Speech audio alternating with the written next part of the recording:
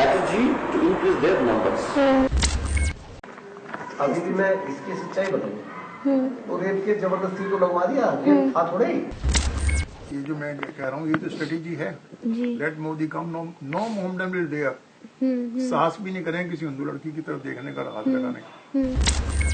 In spite of we are being the Congress government, they are scared of us because we are so powerful here.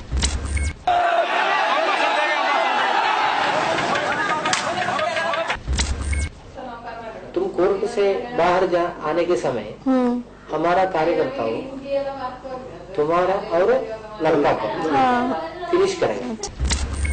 मुसलमानों के साथ गई थी हिंदू लड़की, उनको इन्होंने डेवलप किया। अच्छा, उनको सॉफ्ट टारगेट किया, जो बहक गई उनका ये उन्होंने एक तो खरखौदा हुआ, एक हमारे यहाँ करा दिया। लगभग 125 लड़कियां मैं मुसलमान के चुगल से अपनी निकलवा चुका हूँ।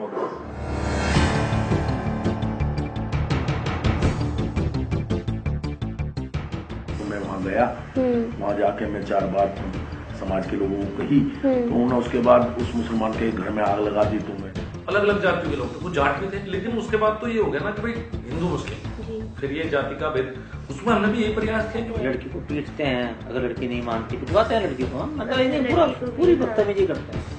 लेकिन देश के अंदर जो आतंकवादी बैठे उनका क्या करोगे, सोचना उनके बारे में। उनके द्वारा तोड़-फोड़ हो रही थी, हिंसक प्रदर्शन हो रहे थे, भारत विरोधी नारे लगाए जा रहे थे। वो जिस दिन किसी मुसलमान को मार दिया उस दिन तो जश्न मना था बस।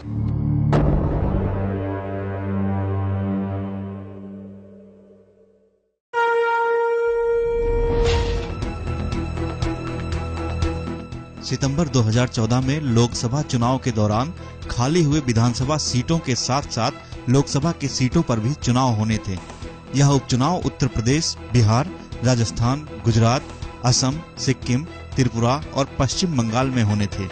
लोकसभा चुनाव में बीजेपी को अप्रत्याशित जीत मिली थी।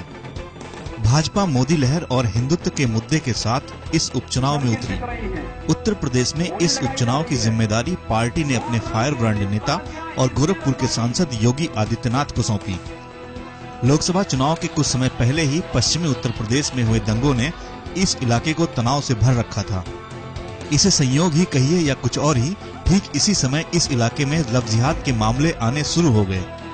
भारत में लव जिहाद उस मामले को कहते हैं जिसमें मुस्लिम लड़के हिंदू लड़कियों को अपने प्यार के जाल में फंसाकर उससे शादी के लिए धर्म परिवर्तन को मजबूर करते हैं।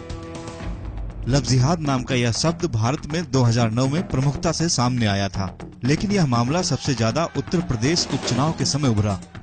पश्चिमी यूपी में एक के बाद एक आए लव जिहाद के मामले ने प्रदेश के साथ साथ देश का माहौल भी खराब करना शुरू कर दिया था। ऐसा नहीं है कि लव जिहाद के मामले सिर्फ यूपी में ही आए। इस राज्य के साथ साथ कर्नाटक, मध्य प्रदेश, दिल्ली, झारखंड, केरल, असम और पश्चिम बंगाल जैसे राज्यों से लव जिहाद के नए नए मामले सामने आने लगे। पूरे उपचुनाव के दौरान भाजपा के साथ साथ संघ से जुड़े संगठनों ने भी इस मामले को खूब उछाला। देश के समाचार पत्रों और न्यूज चैनलों में भी लव जिहाद के खबरों का दौर इस समय चलता रहा। उपचुनाव होने और रिजल्ट आने के बाद यह मामला धीरे धीरे गायब होता गया। हालांकि इसके बाद राष्ट्रीय स्वयंसेवक संघ से जुड़े संगठनों ने इस मामले को हमेशा सुर्खियों में बनाए रखने का प्रयास किया। हाल ही में आरएसएस से जुड़े एक संगठन विश्व हिंदू परिषद ने करीना कपूर और सैफ अली खान की शादी को भी लव जिहाद का मामला बताया। कोबरा पोस्ट और गुलेल ने अपनी इस साजी छानबीन में लव जिहाद के इन मामलों की सच्चाई को जानने के लिए दिल्ली, उत्तर प्रदेश, केरल और कर्नाटका का दौरा किया। 1 साल से ज्यादा चले इस लंबे तहकीकात में हमारी टीम इन राज्यों के दिल्ली, मेरठ, मुजफ्फरनगर, मैंगलोर, कासरगोड और एर्नाकुलम में अपनी जांच शुरू की। हमने अपनी इस तहकीकात में लव जिहाद के 2 मुख्य बिंदुओं पर अपना ध्यान केंद्रित किया। पहला लव जिहाद की सच्चाई और दूसरा लव जिहाद के मामलों की असलियत। आइए हम आपको ले चलते हैं सबसे पहले लव जिहाद की सच्चाई के इस खोजी छानबीन में। गुलेल रिपोर्टर साजिया निगार ने लव जिहाद की सच्चाई जानने के लिए उन नेताओं से संपर्क साधा जो इस मुद्दे को जोर शोर से उठाने के लिए जाने जाते हैं।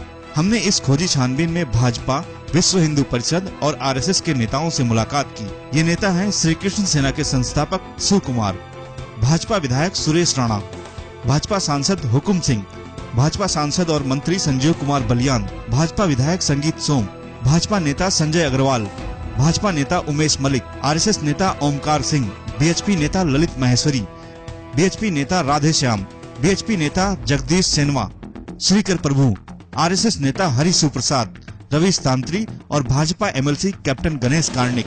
हमारे खुफिया कैमरे पर इन नेताओं ने स्वीकारा कि ये लव जिहाद की शिकार लड़की को वापस लेकर आते हैं। अपने पब्लिक फिगर का ये गलत इस्तेमाल कर उसका उपयोग पुलिस और प्रशासन पर दबाव बनाने के लिए करते हैं।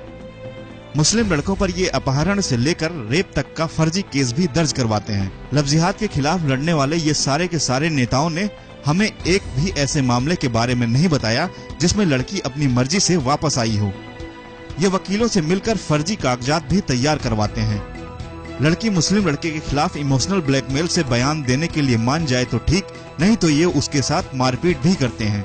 केरल में तो ऐसी लड़कियों के लिए बाकायदा काउंसलिंग सेंटर भी बना हुआ है। श्री कृष्ण सेना के संस्थापक शिव कुमार ने हमारे खुफिया कैमरे पर यह स्वीकार किया कि वह पहले एक हिंदू आतंकवादी था जो अल्पसंख्यक समुदाय को मारने का काम करता था।